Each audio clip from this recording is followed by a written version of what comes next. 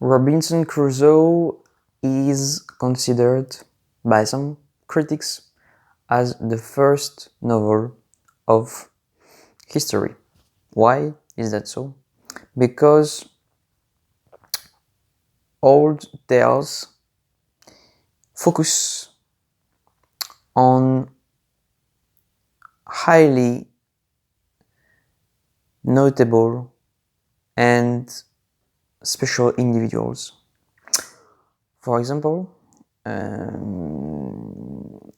Homer's Odysseus focuses on gods or heroes, which are semi-gods. Tristan and Iseult by Berou is a tale that relates the stories of the son and the daughter of two kings. And for the first time in history, the subject of a novel, the subject of a literary piece is written about someone with absolutely no specificity. Someone whose birth hasn't gave special powers, special status, special recognition. So from this point of view, it's really interesting to look at Robinson Crusoe. In this novel, what happens is basically you have Robinson Crusoe who decide to leave, take a ship, discover the world, and there will be a lot of adventures that will come up, and the main adventure that comes up is when he crashes out on an island. On this island he's alone, at least in the beginning. He's completely alone, only has some objects that he was able to save from the ship and tries to live with it. He stays on this island over 28 years before, as you know it, to come back to the civilization. And on this island, after 25 years, he meets one indigenous whose name is Friday, and with whom he creates friendship and immovable link. Among all the aspects of the novel, among all reflections, 3 reflections are at the center, are the gist of this novel. The first one is animal domestication. When Robinson is on the island, he is able to master and to conquer it. So what happens is, despite all the difficulties, he finds some seeds on the boat. He is able to grow and to farm. He is even able to find some animals, sheep, and he raises them. So it is really a big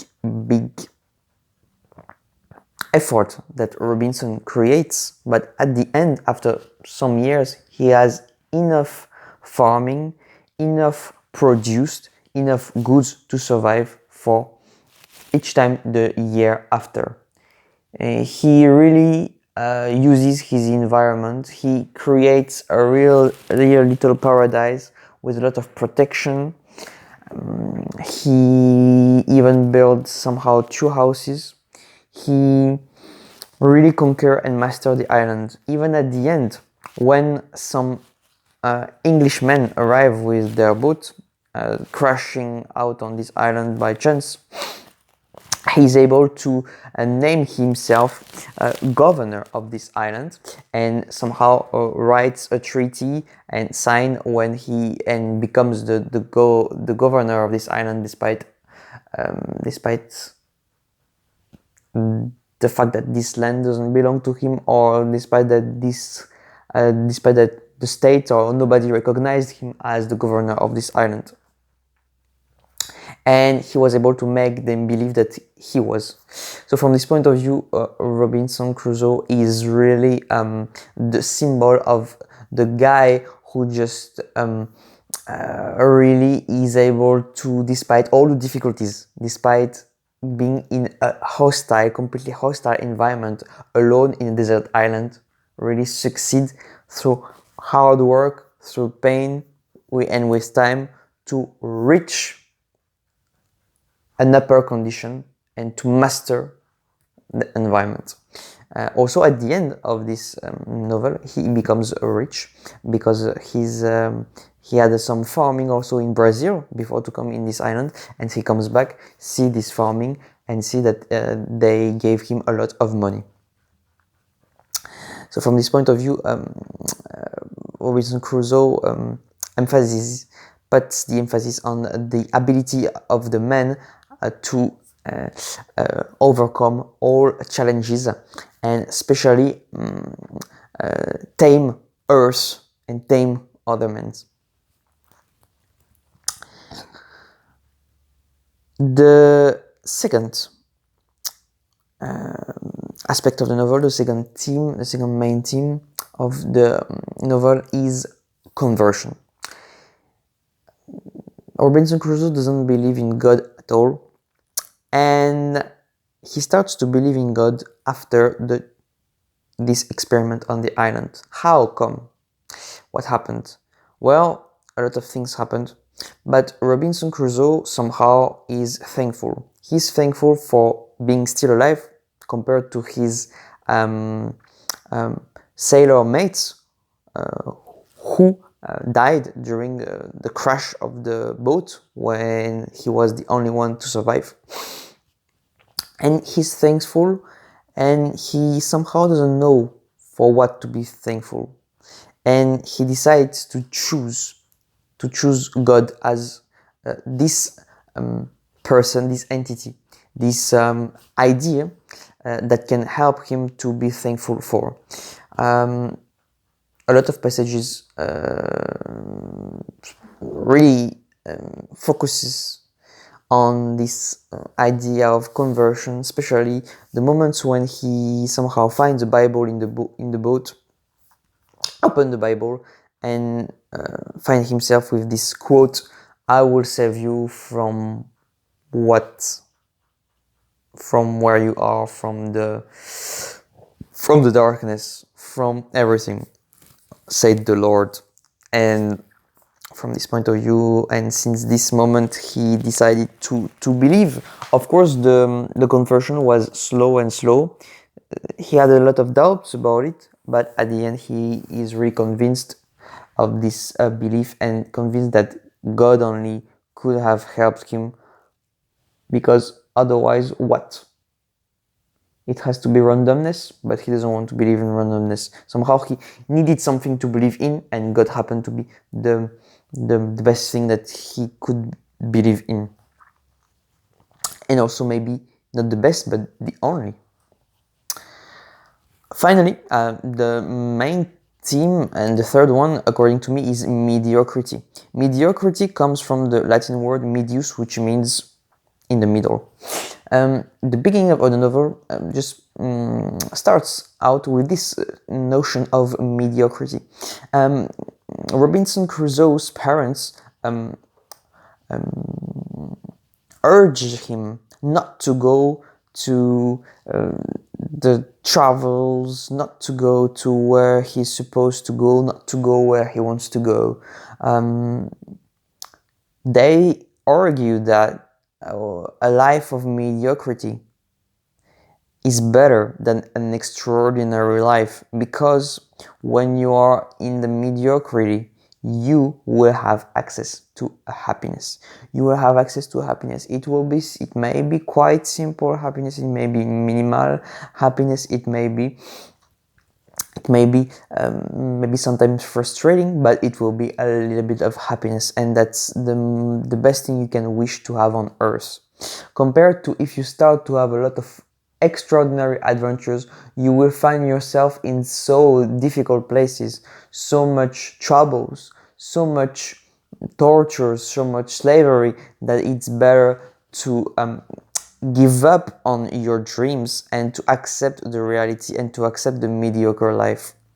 Of course, the whole novel is about how Robinson, at least for him, finds out that this mediocrity is not the path that he wants to follow.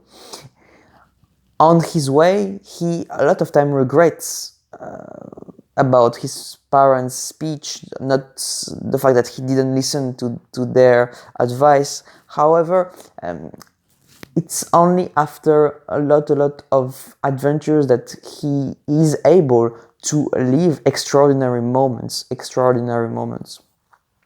For example, after 25 years on the island, only one thing missed him is the ability to talk to someone else, and he wasn't able to do it during 25 years. Finally, he meets his friend Vendredi, his friend Friday, and his friend, with whom he doesn't know, even if he doesn't know the language, they try to communicate, they find a way to communicate, and he's so happy. The happiness cannot be described.